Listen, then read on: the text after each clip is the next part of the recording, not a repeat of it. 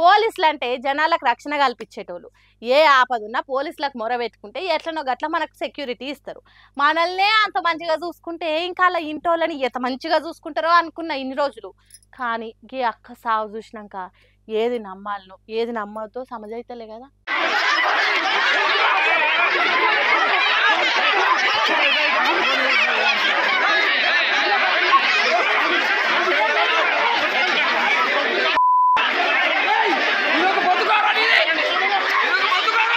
ఆగు ఆగు కొంతమంది పోలీసులు ఆపిన ఆవుకుటలు చేస్తుర్రు, తిరిగి పోలీసుల మీదకి మరల పడుతురు. అంతగనంలో ఏమిటికి వచ్చిందో మంది చూడుర్రి, జాతరకు వచ్చినట్టే వచ్చిరని ఎంక్వైరీ చేస్తే అస్సలు ముచ్చట తెలిసింది. ఇగో గీ అక్క పేరు రాజేశ్వరి, జీఆర్పీ ఖమ్మం ఎస్ఐ రాణా ప్రతాప్ వల్ల ఇంటామె బల్మీకి జీవి తీసుకుందట. అయితే ఆమె ఆత్మహత్య చేసుకోలేదు, ఎస్ఐ అలా ఇంటోళ్ళే చంపి సూసైడ్ అని చెప్తురని రాజేశ్వరి వాళ్ళ ఇంటోళ్ళు గిట్లలోళ్ళకి దిగిర్రు. ఇదే కాదు, ముందు కూడా ట్రైనీ ఎస్ఐగా పనిచేస్తున్నప్పుడు ఒక ఆయన గన్ను పెట్టి బెదిరించిండట ఆ ఎస్ఐ. ఆయన మీద కూడా దాడి చేసినట్లు రాణా ప్రతాప్ మీద ఆరోపణలున్నాయి. ఈడే మా బిడ్డను చంపిండని పోలీస్ స్టేషన్ ముంగట్నే లొల్లికి దిగిర్రు. ఎంతమంది పోలీసులు ఆపినా లొల్లి తక్కువనే కాలేదు. ఇలా నిజం ఎంతునో అబద్ధం ఎంతుందో తెలియదు గాని అందరినీ కాపాడే పోలీసులే అలా పెండ్లాలను గిట్లా కొట్టి చంపిర్రా. అసలు ఏంది పోలీసులను కూడా నమ్మొస్తట్టు లేదు కదా అని మాట్లాడుతురు అంతా. మరి ఆమె సావెనుకున్న వాస్తవాలు ఎప్పుడు బయటపడతాయో ఏమో గాని లొల్లి ఇంకా ముదిరేతట్టే కొడుతున్నది.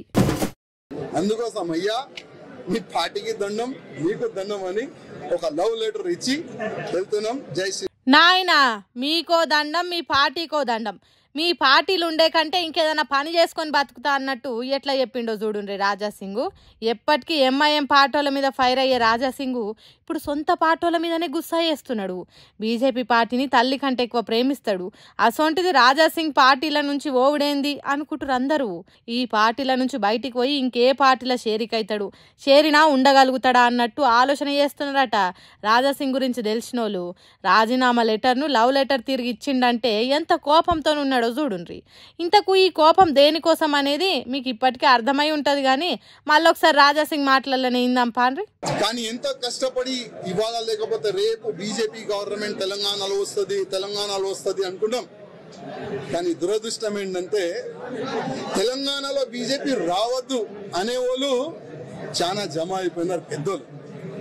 ఇప్పుడు వాళ్ళే అనుకోకపోతే మేము ఇంత కష్టపడి మా ఫ్యామిలీని రిక్స్ చేసిన తర్వాత ఇంత పని చేసిన తర్వాత లాభం మేము ఉండవు కదా.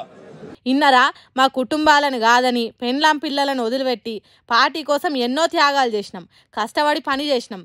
తెలంగాణలో బీజేపీ ప్రభుత్వం రావాలని కోరుకున్నాం. కానీ కొంతమంది తెలంగాణలో బీజేపీ ప్రభుత్వం రావద్దని కోరుకునేటోళ్ళు ఒక్కటైనరు. వాళ్ళకే ఢిల్లీ పెద్దలు పెత్తనం ఇచ్చిండ్రు. ఇక అసొంటప్పుడు మా త్యాగాలకు మా ఆరాటాలకు ఇలువెక్కడున్నది అన్నట్టు చెప్తున్నాడు రాజాసింగ్. అయితే ఇట్లా రాజాసింగ్కు పార్టీ మీద అలుగుడు, పార్టీ సస్పెండ్ చేసేటట్టు మాటలు మాట్లాడు, మళ్ళా తర్వాత అదే బీజేపీ పార్టీలకు వచ్చుడు అలవాటే రాజాసింగ్కు. ఎన్ని రాజీనామాలు చేసినా ఎన్ని సస్పెండ్లు చేసినా రాజాసింగ్ బీజేపీ నిడిచి వేరే పార్టీలకు పోయేటోడు కాదు. అందుకే కావచ్చు పార్టీలు కూడా పట్టి పట్టినట్టున్నారు. కొందరు బుజ్జగించే పనులు చేస్తున్నారట కానీ రాజాసింగ్ ఒకళ్ళు చెప్తే వినేటోడు కాదా. హిందూ మతము, గోరక్షణ, గణేష్ ఉత్సవాలు అనేటివి వదిలిపెట్టి కామన్ రాజకీయాలు చేసేటోడు కాదు. ఓ పార్టీల నుంచి ఇంకో పార్టీలకు జంప్ అవుతాడనేది లేదు. కాబట్టి పార్టీలు కూడా పరిశాన్ ఏం అయితలేరట. అందుకే ఇట్లా రాజీనామా చేయగానే అట్లా పార్టీ యాక్సెప్ట్ కూడా చేయలేదట. పార్టీ అధ్యక్ష పదవి రానందుకు కోపం కొద్ది అట్లా చేసిండు కానీ బీజేపీ అంటే తనకు ఎంత ఇష్టమో తెలుసు. తను పార్టీని వదిలిపెట్టి ఎక్కడికి ఓడని అనుకుంటున్నారట. రాజాసింగ్ గురించి తన ఆలోచన గురించి తెలిసిన వాళ్ళు. ఇక ఏమవుతుందో ముందు ముందు.